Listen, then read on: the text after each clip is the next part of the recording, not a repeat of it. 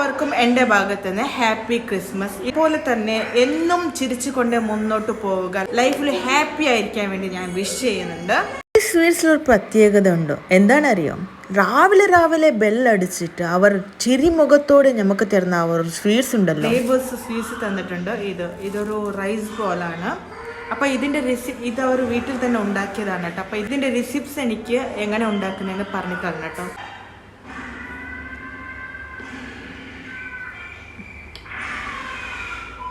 Yellow, black yellow, white yellow, ഷുഗറൊന്നും അത്രയില്ല. Taste സൂപ്പറാണ് കേട്ടോ.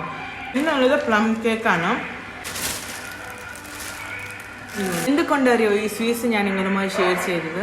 അല്ല, അടുത്ത ഏത് നെയ്ബേഴ്സ് ആണെങ്കിലും നമ്മൾ ഇഷ്ടപ്പെടുന്ന ആൾക്കാരുണ്ടെങ്കിലും നമ്മൾക്ക് വേണ്ടി അവർ തരുന്ന ചെറിയ സ്വീറ്റ്സ് ആണെങ്കിലും അതിൽ ഒരുപാട് സന്തോഷം അറിഞ്ഞിട്ടുണ്ടാവും. നമ്മൾ പെരുന്നാൾ വരുമ്പോൾ, അവർ ക്രിസ്മസ് വരുമ്പോൾ, ഇല്ലെങ്കിൽ ദീപാവലിയൊക്കെ വരുമ്പോൾ നമ്മളെ നെയ്ബേഴ്സായിട്ട് എന്നും നമ്മൾ ഇങ്ങനെയാണ് കൂടിയിരിക്കേണ്ടത്.